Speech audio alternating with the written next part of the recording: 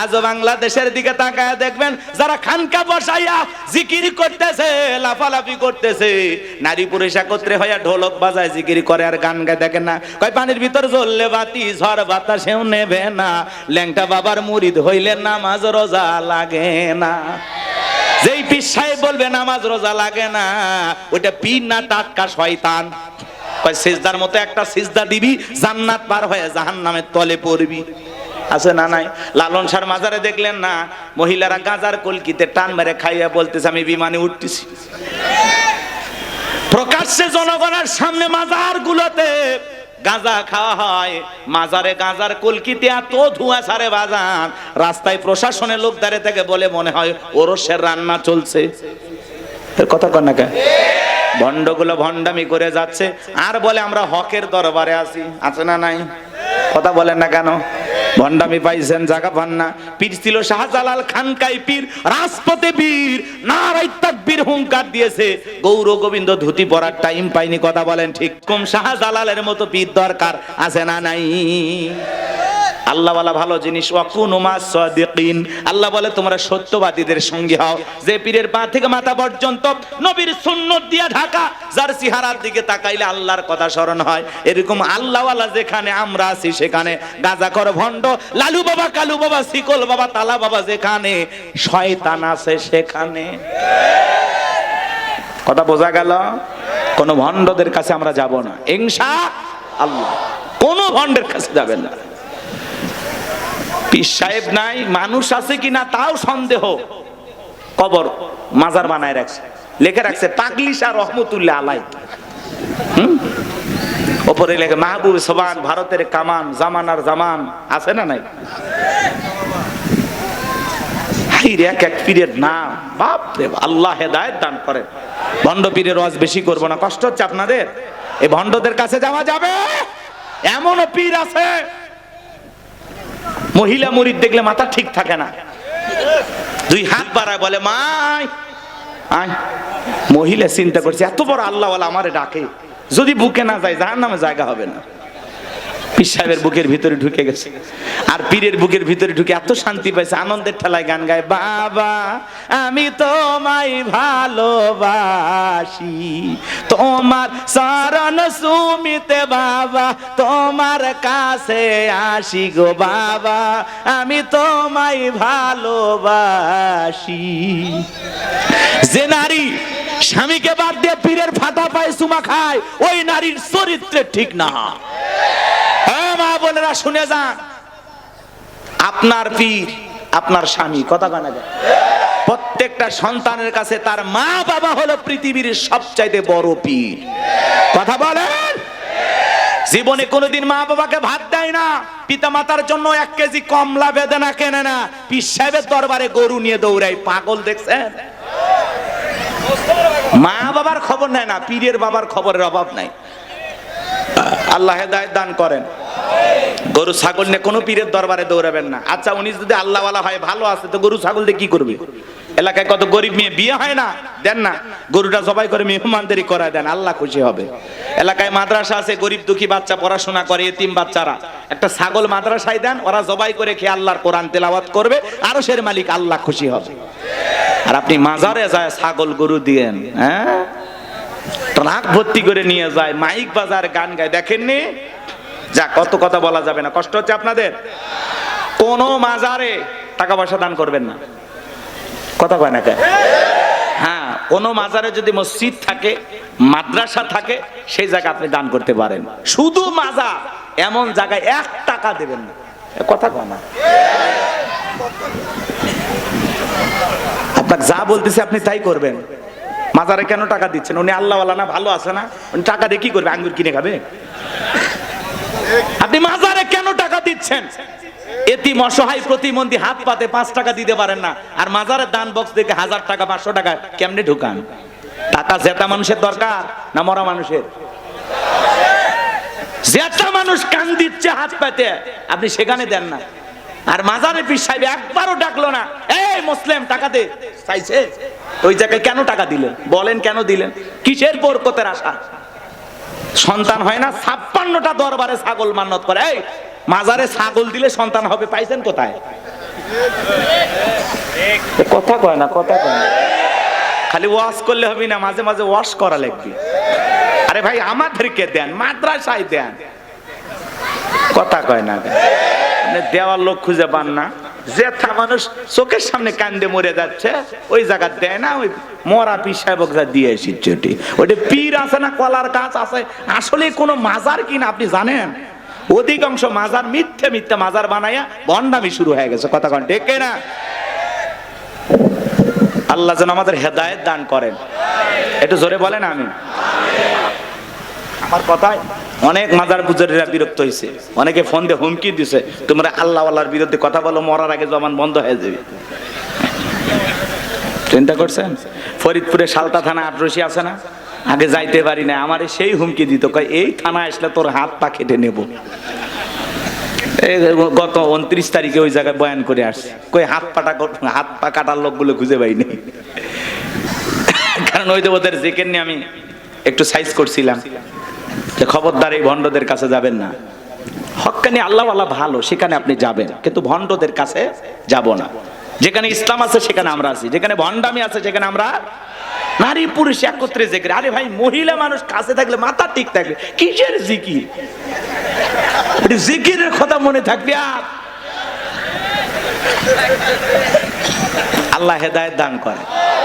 ওই জন্য তো ভণ্ডরা বলে মনের পর্দা বাইরের পথ, শুনছেন না? মনের পর্দা বড় পর্দা, বাইরের পর্দা খুলে ফেলা। মনের আলো বড় আলো, বাইরের আলো নিভা ফেলা। রাত 12টা শেষ, বাতি নিভেছে, এখন কি জিকির হচ্ছে আপনারা বুঝে নেন। আল্লাহ হেদায়েত দান করে। আমার ভাইয়েরা দিল দিয়ে কথাগুলো বোঝার চেষ্টা করবেন। ইন্নাল্লাযীনা ক্বালু রাব্বুনাল্লাহ, নিশ্চয়ই যারা বলে আমাদের রব আল্লাহ। গভীর মনোযোগ দিয়ে কথাগুলো শুনবেন বাজান। এই পৃথিবীর জমিনে আল্লাহ কাউকে জিরো থেকে হিরো বানায়, সাওয়ালা থেকে প্রধানমন্ত্রী বানায়। নিঃস্ব পৃথিবীতে কেউ বেঁচে নাই, চিল্লায় বলে দুনিয়াতে আমার কেউ নাই, সেই মানুষটাকে আল্লাহ নিঃস্ব থেকে ক্ষমতার চেয়ারে বসায়। সেই মানুষটাও ক্ষমতার চেয়ারে বসে জুলুম করে, অত্যাচার করে, কথা বলেন ঠিক কি না? এই পৃথিবীর জমিনে এরকম একজন জালেম ছিল ভবঘুরে, যে নিজেকে আনা রব্বুকুমুল আলা বলে দাবি করেছিল, নিজেকে প্রভু বলে দাবি করেছিল, খোদা বলে দাবি করেছিল, রব বলে দাবি করেছিল। এ ছিল একটা ভবঘুরে যুবক। ভবঘুরে যুবক মানে বোঝেন না? যারা ইয়াবা, ফেনসিডিল, গাঁজা, মদ খায়া গাছক ধাক্কা মারে, কয় ভাইজান সাইদ দেন, আছে না নাই? বাড়িতে যায় বলে বউ দরজা খোল, কথাকে বোঝেন নাই? বউ যখন দরজা খুলে দিয়েছে, কয় মা এত দেরি করলি কেন? বউ তখন থেকে বলে কি ব্যাপার আমার মা কইলি কেন? কয় আজকে একটু বেশি মাল খাসি, তুই মা না বউ বুঝতে পারতেছি না। এরকম মাতাল আছে না নাই? কিছু কিছু ছেলে পেলে আছে সন্ধ্যা হলেই ঘরে দরজা বন্ধ করে জিকির করে, ইজ্ঞাবা ইজ্ঞাবা ইজ্ঞাবা। মা বাবা চিন্তা করে, বাবা এটা কিসের ট্যাবলেট, জ্বর সর্দি গলা ব্যথা? কয় কিচ্ছু বোঝার দরকার নাই, টাকা দে নইলে তোর মাথা ভাড়াবো। এরকম ইয়াবা খোর আছে না নাই? যারা ইয়াবা খায়, ফেনসিডিল খায়, গাঁজা মদ খায়, যুবক রে, সমাজের মানুষ তাদেরকে নেশাখোর বলে, টোকায় বলে। যারা নেশা করে তাদেরকে মানুষ ভালো চোখে দেখে না। সে ভালো সন্তান হতে পারে না, ভালো স্বামী হতে পারে না, ভালো বাবা হতে পারে না। নিঃস্ব করে সে সবাইকে, কথা বলেন। এই নেশাখোরেরা তার পরিবারকে নিঃস্ব করে। এজন্য হাতে পায়ে অনুরোধ করে বলে যায়, যুবক নিশাদ্রব্য পান করা যাবে না, মাদক সেবন করা যাবে না। যে মুখে মা, সেই মুখে মাদক তোলা যাবে না। মাদককে না বলুন, কথা বোঝে না, কথা বোঝে না। মাদক সেবন করা যাবে, নেশাদ্রব্য পান করা যাবে। যারা মদ পান করবে এদের জন্য জান্নাত হালাল না হারাম? ওদের জন্য জান্নাত হারাম হয়ে যায়। জান্নাত যদি হারাম হয় যাবেন কোথায়? এই জন্য আমরা দুনিয়াতে নিজেরাই মদ আল্লাহ তাআলা হারাম করে দিয়েছেন। আমি আমার উপরে এটা হারাম মানবো যে না, আল্লাহ হারাম করে দিয়েছেন, এই মদকে আমি স্পর্শ করব না। আমি জান্নাতে যাই শরাব পান করব। শরাবের ঝর্ণা আছে, সুবহানাল্লাহ কোন? মধুর ঝর্ণা, দুধের ঝর্ণা, পানির ঝর্ণা, শরাবের ঝর্ণা। হাতের স্পর্শ ছাড়া ক্লিয়ার পানি পড়তেছে, সুবহানাল্লাহ। জান্নাত যে কত সুখের জায়গা, কেমনে বুঝাবো? ও কল্পনা করা যায় না। আল্লাহ এত সুন্দর করে জান্নাত বানাইছে, সুবহানাল্লাহ বলেন। কষ্ট হচ্ছে আপনাদের? তাহলে এই যুবক নেশাদ্রব্য পান করা যাবে? যাবে? এগুলো আজে বাজে ফালতু জিনিস না খাইয়া ওই ইয়াবা ফেন্সিডিল না খায় ওই টাকাটা জমাও, জমাইয়া বউকে মাসে একটা করে 3 পিস উপহার দাও। কিছু না পাইলে অন্তত 12টা মাসে 12টা বাসর রাত পাইবে। কথা কোন ঠিক কি না? হ্যাঁ, আলামিন ভাইয়ের কাছ থেকে যদি সুন্দর একটা শাড়ি দিতে পারো তো কথাই নাই। মেয়েরা সবচাইতে পছন্দ করে কোন কালারের শাড়ি জানো? নীল কালারের শাড়ি। কথা কয় না? হ্যাঁ, নীল কালারের শাড়ি বউরে কিনে দেবেন। যদি আপনার বউ বেজার হয় টাকা আমি দেব। কথা কয় না? কথা কয় না? এই কালারটা মেয়েরা সবচাইতে চয়েস করে বেশি। যদি পারেন আলামিন ভাইয়ের সাথে যোগাযোগ করে একটা শাড়ি খালি দিয়ে দেখেন, ওই দিন বইয়ের ব্যবহার দেখে সারা জীবন আপনার মনে থাকবে। কথা বলে ঠিক কিনা? এই জন্য আজে বাজে জিনিস না খাইয়া ওই টাকা জমাইয়া বউ বাচ্চার কাপড় কিনে দেব, ওদের মুখে হাসি ফোটাবো ইনশাআল্লাহ। কোন কোন যুবক আছো মাদক দ্রব্য স্পর্শ করবা না, মাদক নিজের উপরে হারাম করবা, হাত তোলো। জীবনে কোনোদিন স্পর্শ করব না ইনশাআল্লাহ। আজকের এই জান্নাতের বাগান থেকে ওয়াদা দিলাম যে আল্লাহ আমরা জীবনে কোনোদিন নিশাদ্রব্য স্পর্শ করব না। দয়া করে তোমার জান্নাতের শরাবের নহরটা একটু আমার জন্য বরাদ্দ রাখো। একটু জোরে কর না আমিন। হাত নামান আমার ভাইয়েরা। এই ফিরাউন ছিল একটা ভবঘুরে যুবক, এর নাম ছিল কাবুজ, বলকে বলা হতো। কিপ্তিদের তরফ থেকে নাম ছিল রামশিস। মিশরের বাদশাহর উপাধি নাম হলো ফিরাউন। সংক্ষিপ্ত ঘটনা 2-1 মিনিটে বলে সামনের দিকে যাবো বাজান গো আমার। এসে গেল সর্বপ্রথম মিশরে যাওয়ার পরে বাজান সর্বপ্রথম হলো তরমুজের ক্ষেতের লেবার। কিছুদিন লিবারি করলেন। ওই দেশে সরকারি গোরস্থানের দারোয়ান লাগবে। ঢোল পিটায় খবর দেওয়া হলো, হাজার হাজার মানুষ লাইনের মধ্যে দাঁড়িয়ে গেছে গোরস্থানের দারোয়ান হওয়ার জন্য। 1-2 জন ইন্টারভিউ দিতে দিতে যখন ফেরাউনের পালা, ডেকে বলে বাদশাহ বুক ভরা আশা নিয়ে ভিনদেশ থেকে আপনার কাছে এসেছি, যদি চাকরিটা দেন উপকৃত হব। এমন ভাবে কথাগুলো উপস্থাপন করলেন, বাদশার মায়া লাগে গেল। বলে আপনার সাথে ভালো মানুষ মিশরে আর কেউ নাই। বুক ভরা আশা নিয়ে ভিনদেশ থেকে আসছি, পরিবার পরিজন আছে, দয়া করে যদি চাকরিটা দেন সারা জীবন আপনার প্রতি কৃতজ্ঞ থাকবো। এমন ভাবে কথাগুলো বললেন, কথা আছে দুষ্ট লোকের মিষ্টি কথা। বাদশার ভালো লেগে গেল। বাদশা ডেকে বলে ইন্টারভিউ বন্ধ করো, এই কাবুজ নামের ছেলেটাকে মিশরের সরকারি গোরস্থানের দারোয়ানের চাকরিটা দেওয়া হলো। এইবার সরকারি গোরস্থানের দারোয়ানের চাকরি পাওয়ার পর ফেরাউন চিন্তা করে বাদশা প্রতি মাসে বেতন দিবে, ঠিক আছে, কিন্তু এই টাকা দিয়ে চলবে না, আমার সাইড ইনকাম করা দরকার। এইবার যারা লাশ দাফন করতে আসে ওদেরকে ডেকে বলে শোনো, লাশ প্রতি একটা করে দিরহাম যদি দাও লাশ দাফন করতে দেব, না হলে লাশ দাফন করতে দেব না। জনগণ টেনশনে পড়ে গেল। একটা দিরহামের জন্য বাদশার দরবারে বিচার নিয়ে যাব, লাশ পয়সা গলে শেষ হয়ে যাবে, যদি পাই 1 টাকাই ছেলেটাই পাক। এই কথা ভেবে জনগণ একটা করে দিরহাম ফেরাউনকে দেওয়া শুরু করলো। আপনারা বলেন তো বাংলাদেশের মানুষের নাম কি? ঘুষ। ঘুষ। কথা কয় না? 1 টাকা হইলে ওইটা কি? ঘুষ। এটা কিন্তু বাংলাদেশে না। আছে আছে আছে। শোনো এই দেশটার গল্প করি, দেশটা মনে হয় স্বপ্নপুরী। সুদখোর ঘুষখোর মদখোর জুয়াখোর হে তাই আছে ভুরি ভুরি, হে তাই আছে ভুরি ভুরি। এ দেশে অসৎ কামাই কেউ করে না, তবে ঘুষের টাকা পেলে কেউ তো ছাড়ে না। টেবিলের নিচ দিয়ে হাত বাড়িয়ে কালো টাকাটা নেই সারিয়ে, টেবিলের নিচ দিয়ে হাত বাড়িয়ে কালো টাকাটা নেই সারিয়ে। করছে ওরা বড় দেশের চুরি, করছে ওরা বড় দেশের চুরি। শোনো এ দেশটার গল্প করি। আছে না নাই আমার ভাইয়েরা? 1টা করে দিরহাম জনগণ দেওয়া শুরু করলো। আল্লাহ রাব্বুল আলামিন ওই জামানে একটা মহামারী দিল। 2020 সালে আল্লাহ তাআলা আমাদেরকে একটা মহামারী দিয়েছিলেন, ধরো না ছুঁয়ো না, নাম হলো করোনা। করোনা রোগের আক্রান্ত হয়ে বাবা মারা গেছে। ছেলে বাবার লাশটাও দেখতে যায় নাই, বাবার কবরে মাটিও দেয় নাই। বাবার সম্পত্তি ভালো লাগে, মৃত বাবার লাশকে বোঝা মনে হয়। কথা বলেন?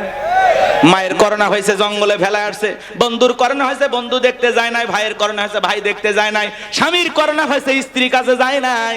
খাবারের প্লেটটা সাজায় লম্বা একটা বাঁশের লাঠি দিয়ে আস্তে করে স্বামীর ঘরে খাবার ঢোকায় দিয়েছে। কথা বলেন? স্বামী যখন সুস্থ হয়েছে, বিবি কাছে ডাইকা বলে, জোসনার বাপ, আমি তোমার যে কত ভালোবাসি তুমি জানো না। শাড়িটা দিয়ে সুন্দর করে মুখটা মোছায় দিতেছে, আর ডেকে বলে, জোসনার বাপ, তাহাজ্জুদ পড়ে পড়ে তোমার জন্য দোয়া করেছি, আল্লাহ আমার জোসনার বাপের হায়াত বাড়ায়া দাও। স্বামী মনে মনে হাসে আর বলে, বিবি রে তুই যে আমার কত ভালোবাসিস, আমার বোঝা হয়ে গেছে। আমি যখন অসুস্থ ছিলাম জানালা দরজার দিকে তাকায় থাকতাম, এই বুঝি দরজা জানালা খুলে গল্প করবি, দুইটা কথা বলবি, একবারও দেখা করলি না। মোবাইলে তোর ছবি দেখে দেখে মনের দুঃখের কথা ভুলে যাইতাম। তুই যে আমারে কত ভালোবাসিস প্রমাণ আমি পাইছি। আমি যখন অসুস্থ ছিলাম আমারে তুই বাঁশ দিয়া খাওয়াইছিস। কথা কয় না, কথা কয় না। এজন্য করোনা মহামারী বুঝে দিয়েছে দুনিয়াতে কেউ কারো আপন না। কথা বলেন, কথা বলেন, সত্য না মিথ্যা? ওই সময় একটা আতঙ্ক ভয়, কেউ কারো কাছে যায় নাই। বাজান গো আমার, এই দুনিয়াতে একটা করোনা মহামারীতে মানুষ মারা গেল, মানুষ আর একটা মানুষের কাছে গেল না, বাবার কাছে সন্তান গেল না। তাহলে ভেবে দেখেন বাজান, দুনিয়াতে কেউ কারো আপন না, সব মিথ্যা মায়া, মিথ্যা মায়া। কথা কয় না গো। আপনি কি মনে করেন আপনি মারা গেলে আপনার পরিবারের লোকজন আপনাকে ছাড়া অচল হয়ে যাবে, তারা ভেঙে পড়বে? কিচ্ছু হবে না তাদের। আপনি মরে গেলেও আপন গতিতে আপনার পরিবারের লোকজন তাদের জীবন সাজাবে, আপনার জন্য কি অপেক্ষা করবে না। আপনার জন্য পৃথিবীর কোনো কিছু থেমে থাকবে না, না দোকান, না ব্যবসা প্রতিষ্ঠান, না আপনার স্ত্রী, না আপনার সন্তান, না আপনার ব্যবসা বাণিজ্য, ক্ষেত খামার, কোনো কিছুই থেমে থাকবে না। আপনি মরে গেলেও সব আপন গতিতেই চলবে। কথা বলেন ঠিক কিনা? বরং আমরাই বেশি বেশি ভাবতেছি যে আমি মরে গেলে আমার পরিবারের কি হবে না হবে। ওদের কথা ভাবতে গিয়ে আমরা আখিরাত ভুলে গেছি। এজন্য আসুন আখিরাতকে টার্গেট করি। কথা কয় না কেন? আখিরাতকে টার্গেট করি। এর মধ্যে দুনিয়া যতটুকু হয় হইলেও আলহামদুলিল্লাহ, না হইলে আলহামদুলিল্লাহ। কথা বলে ঠিক কিনা? কিন্তু বেশি দুনিয়াকে টার্গেট করলে আখিরাত আমাদের কাছ থেকে দূরে সরে যাবে। এজন্য আমরা দুনিয়া টার্গেট করব না, আখিরাত। আমাদের কার প্রয়োজন বেশি? আল্লাহকে প্রয়োজন দরকার না? তাহলে আখিরাতকে টার্গেট করতে হবে। এই পৃথিবীতে আল্লাহ হলো আমাদের সবচাইতে আপন। স্ত্রী বলেন, সন্তান বলেন, সবাই স্বার্থ, স্বার্থ, স্বার্থ ছাড়া কেউ আপনাকে চেনে না। পুরুষ হলো টাকা কামানোর মেশিন। পুরুষের টাকা আছে, পুরুষের পাশে সবাই আছে। পুরুষের টাকা নাই, পকেট ফাঁকা, রাস্তার ভিক্ষুকও আপনার সাথে দেখা করবে না। কথা ঠিক কিনা? টাকা আছে, পুরুষের সম্মান আছে। টাকা আছে, পুরুষকে সবাই চেনে। কথাকে বোঝেন নাই? ওই যে গান শুনছেন না, গান শুনছেন, ওই দিকে যাবো না, রাগ করছেন আপনারা, তো রাগ করতেছেন। ওয়াজ কি করবো না দোয়া করবো বলেন? আচ্ছা বলেন তো, পুরুষ হলো প্রয়োজন মিটানোর মেশিন। টাকার প্রয়োজন, সম্পদের প্রয়োজন। কথা কয় না কে? এই প্রয়োজন মিটানোর জন্য আল্লাহ আমাদের দুনিয়ায় পাঠাইছে। কথা কি বুঝতে পারতেছেন বাজান? মন খারাপ করবেন না। যে কথা বলতে চাচ্ছিলাম বাজান, দিল দিয়ে কথাগুলো বোঝার চেষ্টা করবেন, গভীর মনোযোগ দেবেন, সামনে গেলে মজা পাবেন। হে যুবক, তোমরা নিরাশ হয়ে না, তোমরাও যুবক, আমিও যুবক, তোমাদের মনের দুঃখটা কি বুঝি। একটু অপেক্ষা করো, তোমাদের জন্য স্পেশাল কিছু আলোচনা মাথার মেমোরিতে সেভ করা আছে, সময় মতো ডাউনলোড দিয়ে শোনায়া দিব। মা বোন যারা বসে আছেন, মা একেবারে নিরাশ হবেন না। মা মহিলা প্যান্ডেলে মা বোনদের জায়গা হচ্ছে না, আমি শুনেছি। আর পাগলিদের জায়গা একটু বেশি লাগে। তারা ঘরেও যেরকম দখল করতে চায়, বাহিরে গেলে দখল করতেছে। কথা কন না কেন? এই যে মা বোনদের জন্য কিছু ওয়াজ করার দরকার আছে না নাই? কিছু বাঁকা পথে মা বোন চলে, বাঁকা পথে চলা মা বোনদেরকে ওয়াজের মাধ্যমে আজকে একটু সোজা করা হবে। একটু সময় দেন, সামনে যায়। আমার ভাইয়েরা চলেন সামনের দিকে যায় বাজান। ওই ডায়রিয়া কলেরা মহামারীতে হাজার হাজার মানুষ মারা গেল, আর ফিরাউনের পকেটে টাকা ঢুকলো। টাকা পাইতে পাইতে এত টাকার মালিক হয়ে গেল বাজান, টাকা রাখার কোনো জায়গায় নাই। এবার বাদশার দরবার একদিন চলে আসছে, বাদশা আমার কাছে কিছু টাকা পয়সা আছে, এলাকায় যারা গরিব মানুষ খাজনা দিতে পারে না, দুঃখী মানুষ খাইতে পারে না, আমি তাদের একটু জনসেবামূলক কাজ করতে চাই। বাদশাটাকে বলে, বাবা এই তো ভালো উদ্যোগ, তোমার মতো ছেলে ঘরে ঘরে জন্ম নেওয়া দরকার। এইবার জনগণের সেই সমস্ত টাকাগুলো নিয়ে আসা গরিব মানুষের মাঝে বিতরণ করলেন, খাজনা পরিশোধ করে দিলেন। বলেন তো টাঙ্গাইলের মুসলমান, বুঝে থাকলে বলেন তো টাকাগুলো ছিল কার? এ কথা কোন কথা কোন নেতা যে মাইক ধরে বলতেছে 5 লাখ দেব, ওই টাকা পাবে কোথা থেকে? আসমানের ফেরেশতারা প্যাকেট পাঠাবে নাকি? ভালো করে বুঝবেন কোন টাকা কোন জায়গায় যায়। আমাদের গাইবান্ধার আঞ্চলিক ভাষা একটা কথা বলে, মাছের তেল দিয়ে মাছ ভাজা।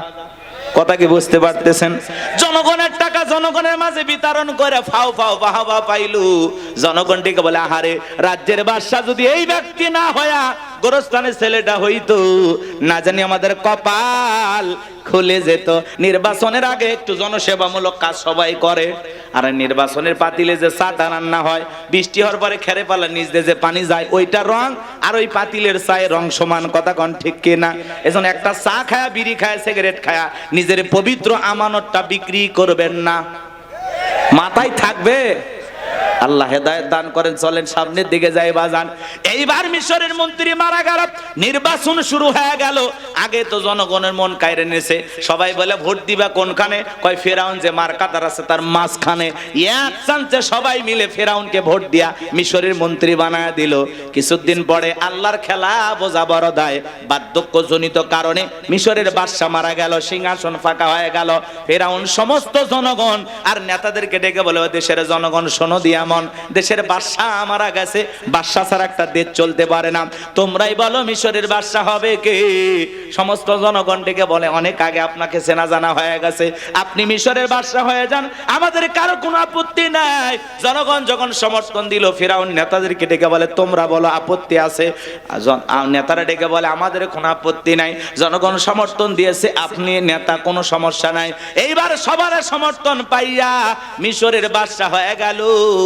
ক্ষমতার চেয়ারে বসে ঠিকই রাতের বেলায় ফিরাউন ঘুমাইতে যায়, চোখে আর আরামের ঘুম আসে না, ঘুম থেকে লাফায় লাফায় ওঠে। অনেক মানুষ দেখবেন বাজানো 4টা ঘুমের ট্যাবলেট খায়, কোটিপতি টাকাওয়ালা সম্পদওয়ালা বড় বড় হাইব্রিড নেতা 4টা ট্যাবলেট খায় ঘুমায়। এরপরে রাত 2টার দিকে ঘুম থেকে উঠে সিসি ক্যামেরার ফুটেজ তালাশ করে কেউ ঢুকছে নাকি মারার জন্য। কারণ বিল্ডিং এর প্রত্যেকটা জায়গায় খালি দুর্নীতির গন্ধ, জুলুমের গন্ধ, মানুষ মারার গন্ধ, মানুষকে প্রতারণা ধোঁকা দেওয়ার গন্ধ। কথা বলেন না কেন? ওই বিল্ডিং কি আমনে দাঁড়াইছে? রাগ করতেছেন আপনারা? এ বাজান গো আমার, লম্বা করব না। ধনী মানুষ টাকা আছে, সম্পদও আছে, দামি বিছানা আছে, দামি খাট আছে, কিন্তু ঘুমটা নাই। আর গরিব রিক্সা চালায়, ভ্যান চালায়, মাঠে কাজ করে, আলু ভর্তা দিয়া, ডাল ভাজি দিয়া, সবজি দিয়া ভাত খায়, বউকে কোলে নিয়ে ঘুমায়, কি আরামের ঘুম। কথা বলেন না কেন? আর ধনী স্বামী স্ত্রীর মধ্যে দাউ কুড়ালের সম্পর্ক, বউ আলাদা খাটে, স্বামী আলাদা খাটে, ইয়া তো ধনী হয়ে গেছে, এখন স্বামী স্ত্রীর মধ্যে মহব্বত ভালোবাসাই নাই। আছে না না এরকম পরিবার? ওই দিকে আর যাচ্ছি না বাজান, সামনে গেলে মহিলাদের ওয়াজ করব, চলেন না যাই। যে কথা বলতে যাচ্ছিলাম বাজান, ফিরাউনের চোখে ঘুম নাই। তার দরবারে জ্যোতিষী ছিল 400 জ্যোতিষী লিডারের নাম দবিরা, বয়স হলো 320 বছর। দেখে বলে, দবিরা কেন জানি রাতের বেলায় ঘুমাইতে পারি না, আজে বাজে স্বপ্ন দেখে লাফায় লাফিটি, কারণটা কি?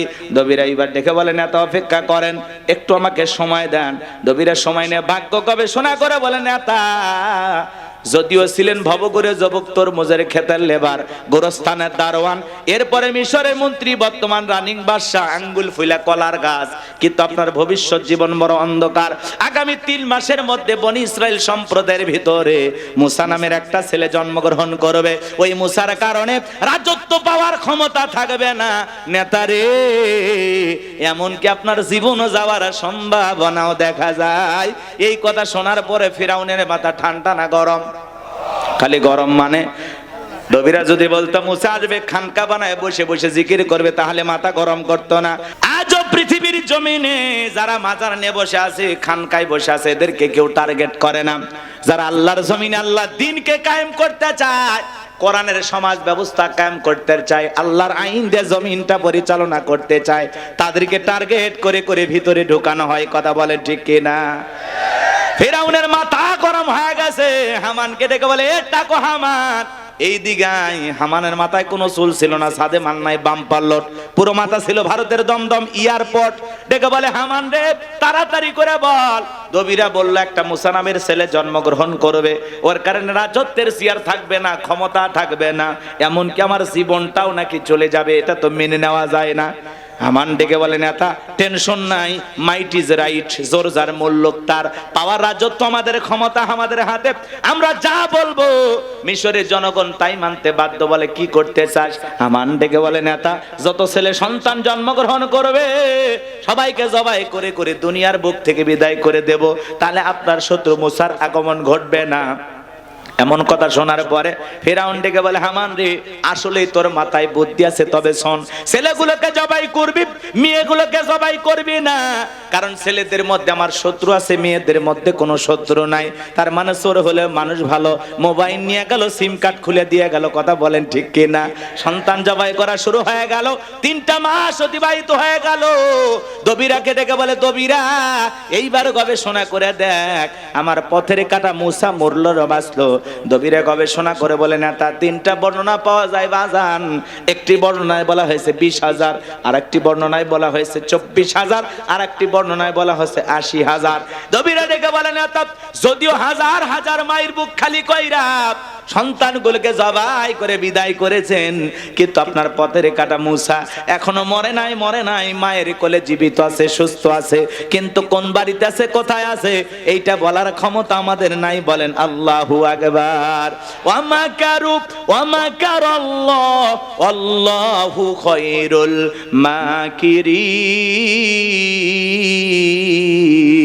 মাকিরিন। খেলাকার আল্লাহ চাই মুসারে বাঁচাইতে, ফেরাউন চাই মারতে, ওর 14 গোষ্ঠী এক জায়গা হয় মুসের একটা পশম জিততে পারবে না, কথা বলেন ঠিক কিনা? ফেরাউন রাগান্বিত হয়ে বলে, এ সেনাবাহিনীর দল, এতগুলো মারলি, আসলটাই মারতে পারলি না, এলাকায় তল্লাশি চালাও, চিরনভিযান চালাও, ঘরে ঘরে প্রবেশ করো, যেখানে মুসারে পাইবা দরবার জবাই করবা, আমার মাথার টেনশনটা দূর করো, যাও। একদল সেনাবাহিনী মুসা নবীর বাড়ির দিকে রওনা করেছে। মুসা নবীর বড় বোন নাম মারিয়ম দেখে বলে, মা, ওই যে ফিরাউনের সেনাবাহিনী দেখা যায় মা, আর বুঝি ভাইকে বাঁচানো গেল না। মুসা নবীর মা সন্তানকে নিয়ে দিক সেদিক দৌড়ায়, কে যেন ইলহামের মাধ্যমে আওয়াজ দেয়, বলে, মুসার মা, তোমার সন্তানটাকে চুলার ভিতরে ফেলায় দাও, কথা দিলাম গো, তোমার সন্তানটাকে আবার তোমার কোলে ফেরায় দেব, বলুন সুবহানাল্লাহ। মুসা নবীর মা তাই করলেন। লম্বা ঘটনা বাজান সংক্ষিপ্ত করে বলে দিয়ে যায়, ফিরাউনের সেনাবাহিনী তল্লাশি চালাইয়া তন্ন তন্ন করে ঘর বাহিরে সব জায়গায় খুঁজে তারা চলে গেল। এইবার মুসা নবীর মা চোখের কোনায় পানি নিয়ে কাঁদেন, আর মনে মনে ভাবেন, সন্তান বুঝি আগুনে পড়ে কয়লা হয়ে গেছে। কাছে যায় তাকায়া দেখেন, না না, মুসা নবী আগুনে পড়ে নাই, মুসা নবী চুলার ভিতরে পড়ে মুস্কি মুস্কি হাসতেছি। সন্তানটাকে কোলের মধ্যে নেবেন, কে যেন কাইবে আওয়াজ দেয়, বলে, মুসার মা, কতদিন জালেম ধরে ভয় লুকিয়ে রাখবা, সিন্ধুক একটা বানায়া দরিয়ার বুকে ভাসায়া দাও, কথা দিলাম গো, তোমার ছেলেটাকে আবার তোমার কোলে ফেরায়া দেব। মুসা নবীর মা টেনশনে পড়ে গেলেন, সিন্ধুক পাবেন কোথায়? পরের দিন সকালবেলা কে যেন ডেকে বলে, মিস্ত্রি লাগবে মা, আমি একজন মিস্ত্রি। মুসা নবীর মা ডাইকা বলে, মিস্ত্রি দিকে আসো। জীবনে কেউ মিস্ত্রি বলে চিল্লাইলো না, তুমি কিসের মিস্ত্রি, কি বানাইতে পারো? মিস্ত্রি ডেকে বলে, মা, আপনি যদি মনে করেন এমন একটা সিন্ধুক আপনার দরকার, যে সিন্ধুকের ভিতরে আপনার সন্তানকে তুলে দরিয়ার বুকে ভাসায় দেবেন, ও মা, চাইলে এমন একটা সিন্ধুক আমি বানায় দিতে পারি, তাই নাকি? বলে, হ্যাঁ। মুসা নবীর মা ডেকে বলে, মিস্ত্রি, তুমি তোমার মনের কথা বলেছ, এরকম একটা সিন্ধুকে আমার প্রয়োজন। মিস্ত্রি ডেকে বলে, মা, কিছু যন্ত্রপাতি আছে, ধার দেবার জন্য পানির প্রয়োজন হতে পারে, আবার না হলেও চলবে, আপনি একটু ভিতর থেকে পানি নিয়ে আসেন। মুসা নবীর মা ভিতর থেকে পানি নিয়ে এসে দেখে মিস্ত্রি সুন্দর একটা সিন্ধুক বানায়া দাঁড়িয়ে আছে।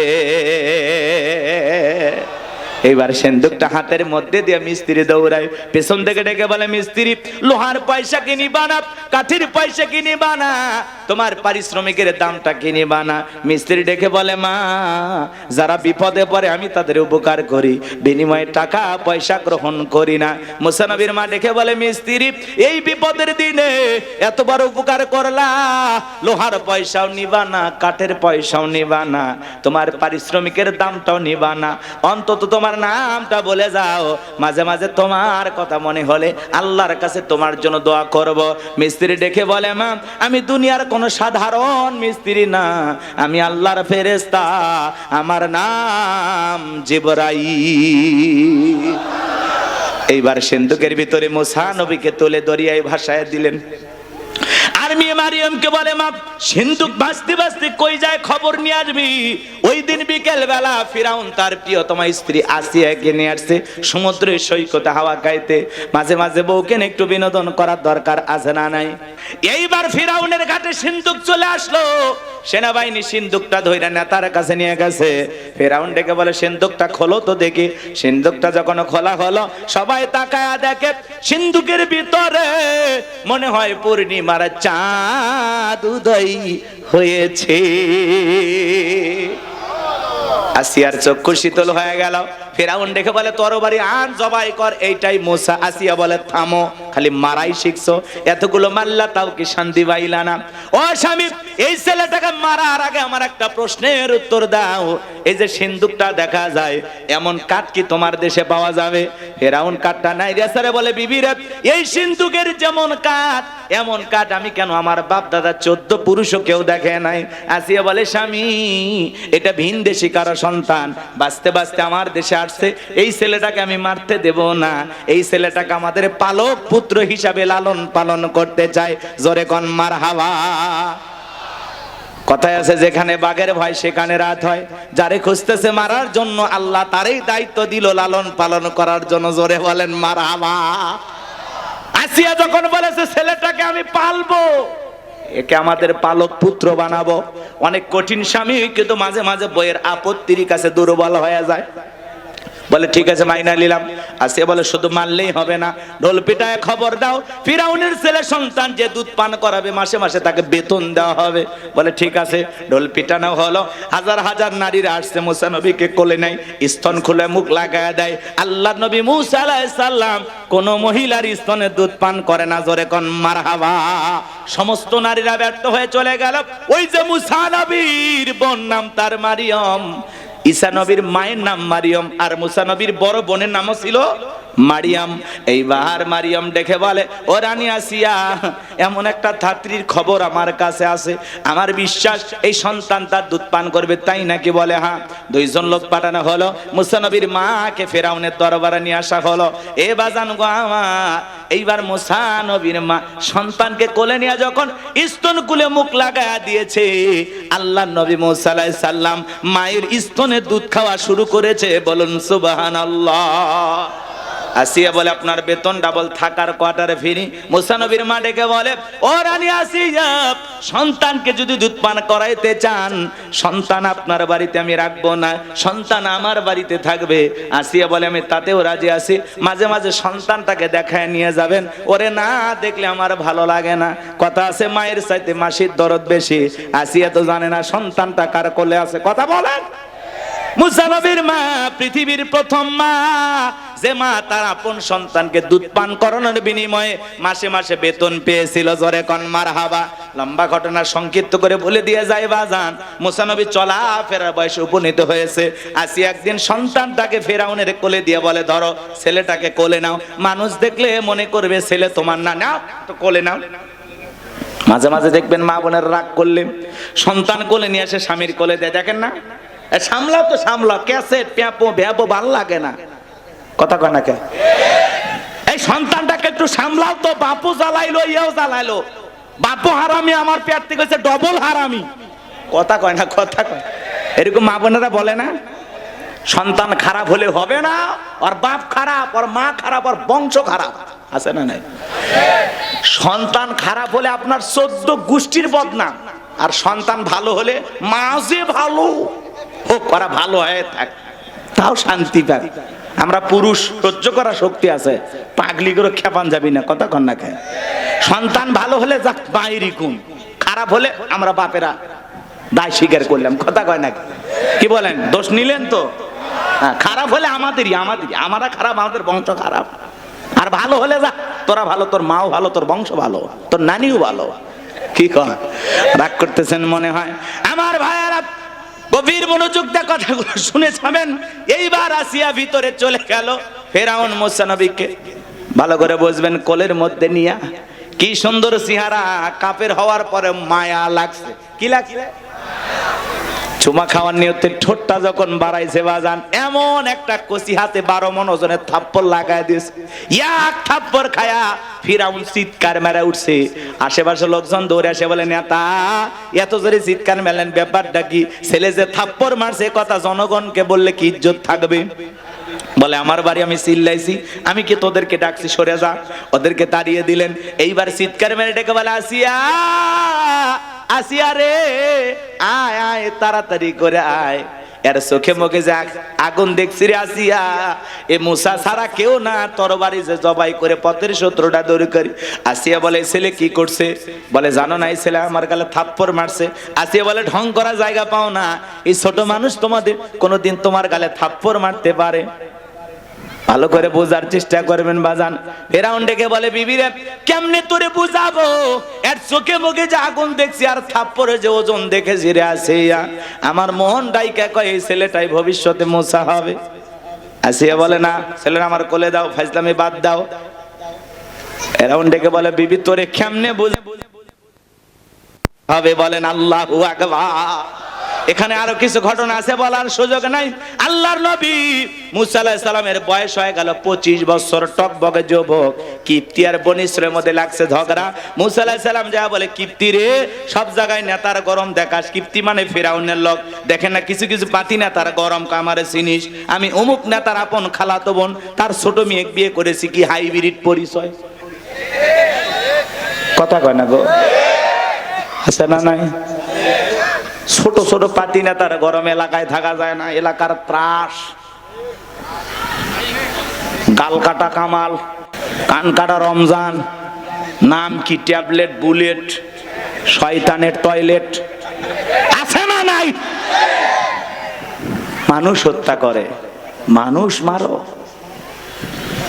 ক্ষমতা রাজনীতি করতে যায় মানুষ মারো।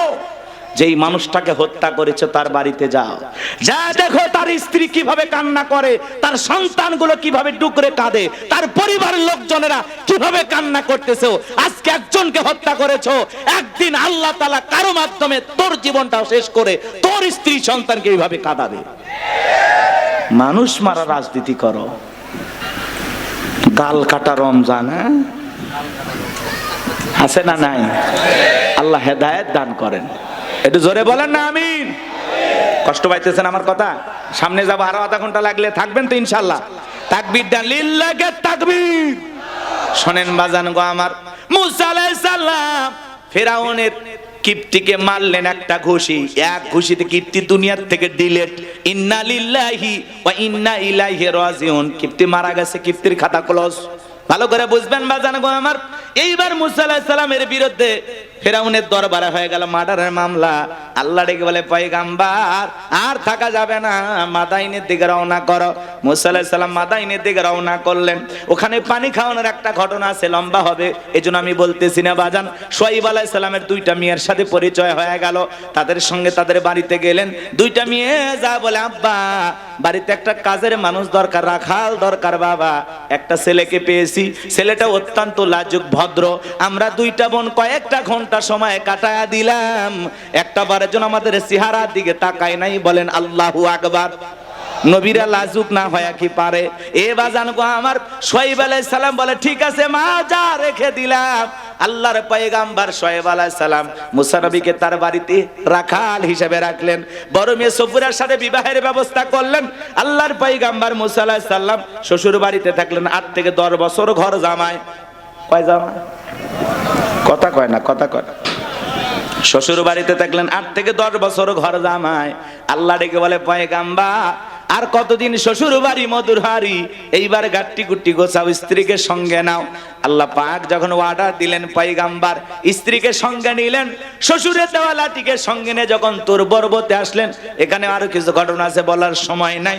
এইখানে আল্লাহ রাব্বুল আলামিন তার পয়গম্বর মুসা আলাইহিস সালামকে নবুয়ত দান করে আমার আল্লাহ বলেন, ওয়া মা তিলকা বিয়ামিনিকা ইয়া মুসা। আল্লাহ ডেকে বলে, মুসা রে তোমার ডান হাতে ওইটা কি? আল্লাহর পয়গম্বর জবাব দিয়ে বলেন, আলাহিয়া আসায়া আতাওয়াক্কাউ আলাইহা ওয়া আহুশু বিহা আলা গনামি ওয়া লিয়া ফিহা মাআরিব উখরা। আরেকটু জোরে বলেন আল্লাহু আকবার। ডেকে বলেন আল্লাহ, আমার হাতে এইটা লাঠি, এইটার ওপর ভর দিয়ে চলি, ছাগলের জন্য পাতা পারি, ইত্যাদি অনেক অনেক কাজ করি। আল্লাহ ডেকে বলে পয়গাম্বার প্রশ্ন করলাম, একটা জবাব দাও যাবে, একটা কারণ কি বলেন তো বাজান? মুসা নবী কথা বলতেছেন কার সাথে? আল্লাহর সাথে কথা বলতে মজা আছে না নাই? আমাদের মধ্যে ভাই ওঠেন না, কয়েকটা মিনিট ভাই ওঠেন, চলে যাও ভাই, বেশি বিরক্ত করবো না আমি। জীবনে আর কোনোদিন এলাকা আসবো কিনা জানি না। এই যে ফেরাউন ক্ষমতার চেয়ারে বসে আছে, ওয়াক থুয়ে যাওয়া যাবে? ওয়াক চেয়ার থেকে নামে বাড়ি যাওয়া লাগবে। হাই রে, ফেরাউনক বলে চেয়ারে বসায় দেবে। ওয়াক ক্ষমতার চেয়ারে তুলছি না, ওয়াক চেয়ার থেকে নামে সুবে থুয়ে বাড়ি যাবো। কথা কোন ঠিক না? একটু অপেক্ষা, কারণ ঘটনার ফিনিশিং টানতেছি। সামনে যে একটা সেমিফাইনাল খেলা, তারপরে ফাইনাল খেলা, কয়েক মিনিটের মধ্যে শেষ করে দেব। যুগ উপযোগী কিছু কথা বলা লাগবে, এই জন্য একটু এই দিকে গেছি। রাগ করছেন? আবার ওই লাইন মতোই আসবো। রাগ করেন না করেন? আল্লাহ ডেকে বলে পয়গাম্বার প্রশ্ন করলাম, একটা জবাব দেও যাবে, একটা বলেন তো বাজান। পয়গাম্বার কথা বলতেছেন কার সাথে? আল্লাহর সাথে কথা বলতে মজা আছে না নাই?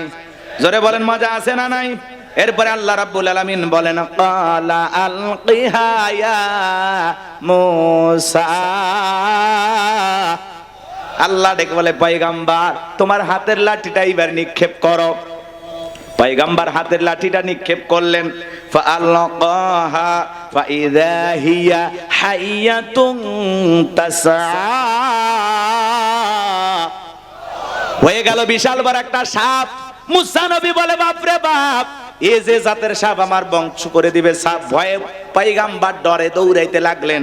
আল্লাহ তখন ডেকে বলেন, ক্বালা খুযহা ওয়ালা তাখাফ সানুঈদুহা সিরাতাহাল উলা। আল্লাহ ডেকে বলে, পয়গাম্বার ভয় পেও না, আমি আল্লাহ রাব্বুল আলামিন সাপকে লাঠি বানাইছি, আবার সাপের দিকে হাত বাড়াও, পূর্বের মতো লাঠি বানায় দেব। পয়গাম্বার ভয়ে ভয়ে যখনই ধরতে গেছে, লাঠি আবার কি হয়েছে? সাপ কি হয়েছে? লাঠি হয়ে গেছে। এটা আল্লাহর দেয়া কি মুজিজা। সুবহানাল্লাহ বলবেন না? এরপর আল্লাহ রাব্বুল আলামিন বলেন, ওয়াদহুম ইয়াদাকা ইলা জানাহিকা তাখরুজ বাইদা মিন গায়রি সুইন আয়াতান উখরা লিনুরিয়াকা মিন আয়াতিনাল কুবরা। আল্লাহ ডেকে বলে, পয়গাম্বার তোমার ডান হাতটা বগলের নিচে ঢুকাও, ওখান থেকে বের করো, কোন দোষ ছাড়া ধবধবে উজ্জ্বল সাদা চমৎকার আলো প্রদর্শন করবে। আল্লাহর পয়গাম্বার তার করলেন, কি সুন্দর আলো ঝলমাল বের হয় হাত থেকে। আল্লাহু আকবার বলেন। আল্লাহ ডেকে বলে, পয়গাম্বার আমি আল্লাহ রাব্বুল আলামিন এই যে কুদরতের দুইটা নিদর্শন দান করলাম। লাঠি ফেলালে সাপ হয়, হাত বগলের নিচে থেকে বের করলে কি হয়? সাদা ঝলমলে আলো, লাইটিং। সুবহানাল্লাহ কোন একটু জোরে কর না সুবহানাল্লাহ। একেবারে উষ্ণায় হয়ে যায়, পুরোটা আলোকিত হয়ে যায়। আল্লাহ ডেকে বলে, এই যে দুইটা মুজিজা দান করলাম, এইবার তোমার দায়িত্ব হলো ইযহাব ইলা ফিরআউনা ইন্নাহু তাগা।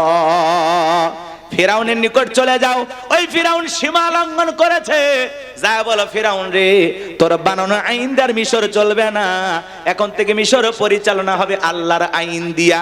পয়গাম্বার ডেকে বলে, আল্লাহ আপনি কি ভুলে গেছেন আমি ফিরাউনের দরবারে মার্ডার কেসের আসামি, গেলেই তো ফাঁসি দিয়ে মারবে।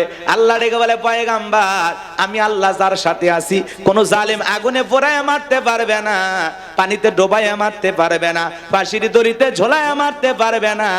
হাজারো দিন রিমান্ডে নিয়েও ওরা মুমিনের মুখের হাসি কেড়ে নিতে পারবে না। আল্লাহু আকবার। পয়গাম্বার ডেকে বলে, আল্লাহ যাওয়াই লাগবে। আমার আল্লাহ ডেকে বলে, অবশ্যই তোমাকে যেতে হবে, নবী বানাইছে, দায়িত্ব তোমার। পয়গাম্বার ডেকে বলে, আল্লাহ আমার অন্তরে দুরু দুরু ভাব হয়, ভয় ভয়ে কাজ করে, আপনার কাছে একটু দোয়া করতে চাই। ছোটবেলায় যখন মাদ্রাসায় পড়েছিলাম, হুজুর কোরআন হাতে দেওয়ার সময় দোয়াটা পড়াইছিল, আমি ভেবে নিয়েছিলাম এটা মনে হয় কোরআন খোলার দোয়া, কোরআন হাতে নেওয়ার দোয়া। কিন্তু তাফসীর পড়তে গিয়ে বুঝলাম না, এটা কোরআন খোলার দোয়া না। আল্লাহর পয়গাম্বার মুসা আলাইহিস সালাম ফিরাউনের দরবারে দাওয়াত দেওয়ার পূর্বে আল্লাহর কাছে দোয়া করে বলেছিলেন, ক্বালা রাব্বিশরাহ লি সদরি ওয়ায়াসসির লি আমরি আহলুল উকদাতাম মিন লিসানি ইয়াফকাহু কওলি ওয়াজআলনি ওয়াজিরাম মিন আহলি হারুন আখি। ডেকে বলেন, হে আমার রব, আমার বক্ষকে প্রশস্ত করে দাও, আমার কাজকে সহজ করে দাও, জিহ্বার জড়তাকে দূর করে দাও, যাতে সহজে আমার কথা মানুষেরা বুঝতে পারে। আর আমার পরিবারের মধ্য থেকে আমার ভাই হারুনকে আপনি নবুয়ত দান করেন, তার কণ্ঠটা ভালো, সে স্পষ্ট ভাষায় কথা বলতে পারে। আল্লাহ ডেকে বলে, পয়গম্বর দোয়া মঞ্জুর হয়ে গেল, তোমার ভাই হারুনকেও তোমার দোয়ার কারণে নবুয়ত দান করলাম, যাও দুইজন মিলে ফিরাউনের দরবারে দাওয়াত দাও। পয়গম্বর মুসা আলাইহিস সালাম তার ভাই হারুন আলাইহিস সালামকে নিয়ে ফিরাউনের দরবারে চলে গেল। সেই কথা আল্লাহ রাব্বুল আলামিন বলেন, ওয়াকালা মুসা ইয়া ফিরআউনু ইন্নী রাসূলুম মির রাব্বিল আলামিন। মুসা আলাইহিস সালাম ডেকে বলেন, হে ফিরাউন, আমি বিশ্বের রবের পাঠানো একজন রাসূল, হাকিকুন আলা আল্লাহ আকুলা আলাল্লাহি ইল্লাল হক, কদ জিতুকুম বিবাইয়িনাতিম মির রাব্বিকুম ফারসিল মাইয়া বানি ইসরাঈল।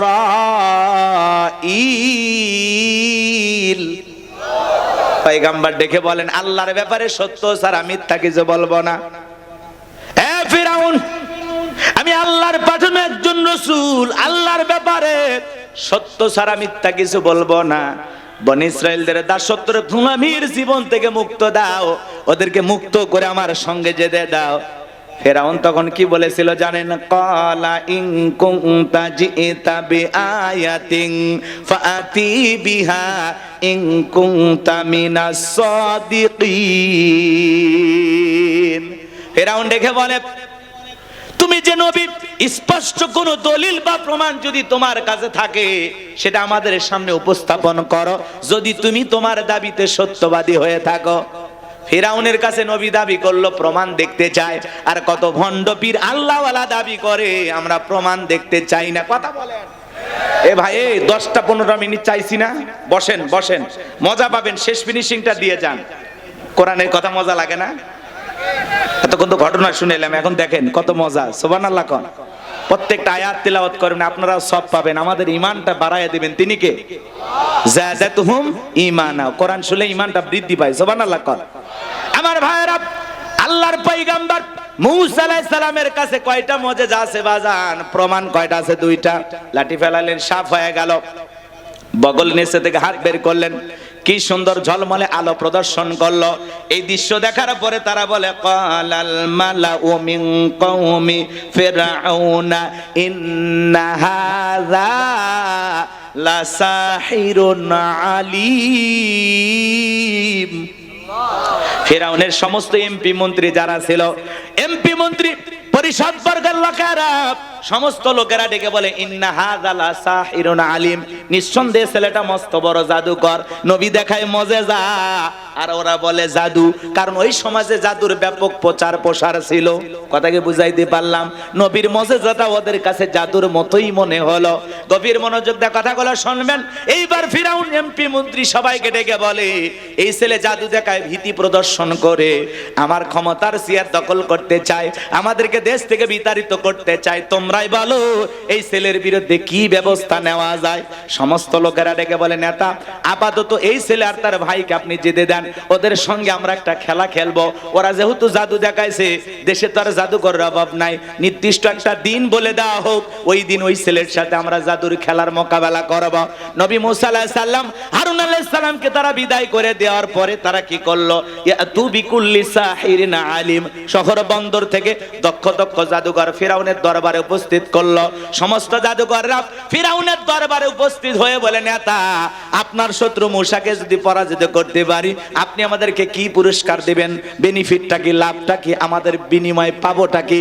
তখন ফিরাউন যে পুরস্কার দিতে চেয়েছিল, আল্লাহ সেই কথা বলেন, ক্বালা নাআম ওয়া ইন্নাকুম লামিনাল মুকাররাবিন। সেদিন ফেরাউন ডেকে বলে, তোমরা যদি আমার শত্রু মূসাকে পরাজিত করতে পারো, এই দরবার হবে তোমাদের বসবাসের জায়গা, এখানে তোমরা থাকবা, আরামায়েশ করবা, কোনোদিন তোমাদের কোনো সমস্যা হবে না, তোমরা সবাই হইবা আমার কাছের লোক। নেতা যদি বলে তুমি আমার লোক, আমার দলের লোক, আর কিছু লাগে? নেতাই কথা রাতকে দিন করা যায়, নিরপরাধ মানুষকে ক্রস ফায়ার দেওয়া যায়, ইমাম মুয়াজ্জিনকে ধরে নিয়ে যা মিথ্যা মামলা দিয়ে জেলখানায় ফাঁসানো যায়, কারণ ওর পিছনে আছে নেতার হাত। নেতার কথায় রাতকে কি করা যায়, দিন করা যায়। শোনেন বাজানে, শোনেন, জাদুকররা খুশি হয়ে গেল, যারা রাস্তাঘাটে জাদু দেখারে যদি রাজপ্রাসাদে জায়গা পায়, আর কিছু চায়? মানুষের স্বপ্ন কি একটা বাড়ি ঘর, তাও আবার ফেরাউনের কাছের লোক হয়ে রাজপ্রাসাদে থাকবে। জাদুকররা সবাই খুশি। এইবার খেলা দেখার জন্য ময়দান প্রস্তুত, হাজার হাজার জাদুকররা উপস্থিত হয়েছে। মুসা আলাইহিস সালাম হারুন আলাইহিস সালামকে নিয়ে উপস্থিত হয়েছে। এটা হলো সেমিফাইনাল খেলা, এরপরই ফাইনাল। শোনেন শোনেন শুন, কষ্ট হচ্ছে? হাজার হাজার দর্শক চলে আসছে। ফেরাউনের জাদুকর ডেকে বলে, নবী মুসা, জাদুর তন্ত্র মন্ত্র বান আগে আমরাই নিক্ষেপ করবা না, তুমি নিক্ষেপ করাবা। মুসা আলাইহিস সালাম ডেকে বলে, ওস্তাদের মার শেষ রাতে এই কথাগুলো আছে বাজান, লম্বা হবে, আমি লম্বা করব না, সংক্ষিপ্ত করে বলে দিয়া যায়। এইবার তারা জাদুর বান নিক্ষেপ করে শুরু করলো। বাঘ বানাইছে, ভাল্লুক বানাইছে, রশি বানাইছে, মানুষের চোখে মুখে পর্যন্ত জাদুর বান নিক্ষেপ করেছে। জাদুর তন্ত্র মন্ত্র নিক্ষেপ করতে করতে ওদের চালান পাতি শেষ। মানে জাদুর খেলা দেখাবে এরকম আর একটা মন্ত্র জানা নাই, সব শেষ। তখন ডেকে বলে, ও নবী মুসা, আমাদের জাদু দেখানো শেষ, তুমি দেখাও।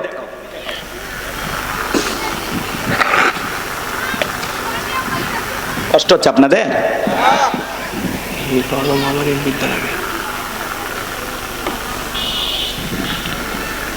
কষ্ট হচ্ছে? বিরক্ত হয়েছেন? শুনে যান বাজান, মজা আছে। আমার ভাইয়েরা, দিল দিয়া কথাগুলো বোঝার চেষ্টা করবেন বাজান।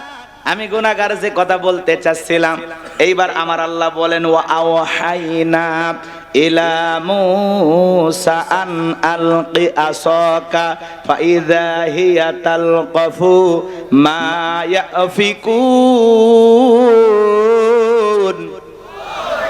আল্লাহ ওহীর মাধ্যমে জানায় দিলেন, ও নবী মুসা, তোমার হাতের লাঠিটা শুধুমাত্র নিক্ষেপ করো। পয়গম্বর আল্লাহর আদেশ মোতাবেক তাই করলেন, হাতের লাঠিটা ছেড়ে দিলেন, হয়ে গেল বিশাল বড় সাপ। যেই সাপের ঠোঁটটা নিচুতে, ওপরের ঠোঁটটা 80 ফিট উঁচুতে। ফেরাউনের দলবল যত জাদু নিক্ষেপ করেছিল বাজান, 80,000-এর মতো জাদুর বান এক নিঃশ্বাসে খায়া ফেরাউনকে ডেকে বলে, ফেরাউন রে, আরো কি জাদু আছে? এই দৃশ্য দেখার পরে ফেরাউনের পিছন রাস্তা দিয়ে গরম হাওয়া বের হয়ে গেছে। ফেরাউন পাগল পারা হয়ে গেছে। এইবার জাদুকররা বুঝতে পেরেছে, নবী মুসা আলাইহিস সালাম যেটা দেখাইলো ওটা জাদু না, ওটা জাদুর দাদু। ডাক্তার চেনে, হুজুর চেনে, বক্তা চেনে, ইঞ্জিনিয়ার কে চেনে, বিজ্ঞানী আর এক বিজ্ঞানীকে চেনে। কথা কয় না করেন নাকি আপনারা? ব্যবসায়ী আর একজন ব্যবসায়ীকে চেনে, নেতা চেনে, স্বর্ণকার আর একজন স্বর্ণকারকে চেনে। জাদুকররা বুঝতে পেরেছে কোনটা জাদু আর কোনটা জাদুর দাদু, ওরা বুঝতে পেরেছে। তখন ওরা বলতেছে, মুসা আলাইহিস সালাম যেটা দেখাইলো এটা জাদু না, যে আল্লাহর কথা বলে, যে রবের কথা বলে, নিঃসন্দেহে আল্লাহর কুদরতি শক্তি। এটা জোরে বলা যাবে না, আল্লাহু আকবার। তখন তারা কি করলো? ওয়া উলকিয়াস সাহরাতু সাজিদিন, সিজদায় মাথা নত করলো, ঘোষণা করলেন, ক্বালু আমান্না বিরাব্বিল আলামিন রব্বি মূসা ওয়া হারুন। জাদুকররা বলল, আমরা ঈমান আনলাম বিশ্বের রবের প্রতি, যিনি মূসা এবং হারুনের রব, প্রতিপালক আমাদের। আল্লাহু আকবার বলেন। এইবার সমস্ত জাদুকররা যখন ঈমান আনলো, তারা যখন মুসলমান হয়ে গেল বাজান গো আমার, ফিরাউনের মাথা গরম হয়ে গেল। ফিরাউন তখন ডেকে বলে, আমার অনুমতি ছাড়া তোমরা ঈমান গ্রহণ করলাম, আমার অনুমতি নিলা না, তোমাদের শুলিতে চড়াবো, ফাঁসি দিয়ে মারবো, তোমাদের খবর আছে, তোমাদেরকে দেখে নেওয়া হবে। নতুন ইমানদারা যারা ঈমান এনেছে ওরা বলতেছে জালেম ফেরাউন শুনেনি, তোর মতো জালেমের সামসামি করে মরার চাইতে ঈমান এনে মরাই ভালো। বলেন আল্লাহু আকবার। আমরা ইসলামের জন্য জীবন দিতে প্রস্তুত আছি তো ইনশাআল্লাহ? প্রস্তুত আছি তো ইনশাআল্লাহ? আল্লাহ পাক আমাদের সবাইকে আজকের এই ইতিহাস থেকে, আলোচনা থেকে বাস্তব জীবনের কথাগুলো আমল করার তৌফিক দান করেন। ওয়া আখিরি দাওয়ানা আনিল হামদুলিল্লাহি রাব্বিল আলামিন। আল্লাহুম্মা আমিন। রব্বানা যালামনা আনফুসানা ওয়া ইল্লাম তাগফির লানা ওয়া তারহামনা লানাকুনান্না মিনাল খাসিরিন। কালিহাতি প্রবাসী যুব সমাজ এলাকাবাসীর উদ্যোগে 2 দিন ব্যাপী তাফসীরুল কোরআন মাহফিলের প্রথম রজনী শ্রদ্ধাভাজন সভাপতি প্রিয় ভাই হাফেজ মাওলানা বাইজিদ বিন সাব্বির রহমানকে আল্লাহ কবুল করে নেন। আল্লাহ তাআলা আজকের মাহফিল আলোচনা করেছেন হযরত মাওলানা জাহাঙ্গীর আলম আইয়ুবী, প্রিয় বড় ভাই হযরত মাওলানা মুফতি সাকাওয়াত হোসেন ভুয়াপুরি। আল্লাহ তাআলা তোমার গোলামকে কবুল করে নেন। আল্লাহ তাআলা আজকের মাহফিলে যত মানুষ সহযোগিতা করেছেন, বিশেষ করে আমার প্রবাসী ভাইয়েরা দিন রাত পরিশ্রম করা হালাল উপার্জনের টাকা দিয়ে জান্নাতের বাগান সাজিয়েছেন।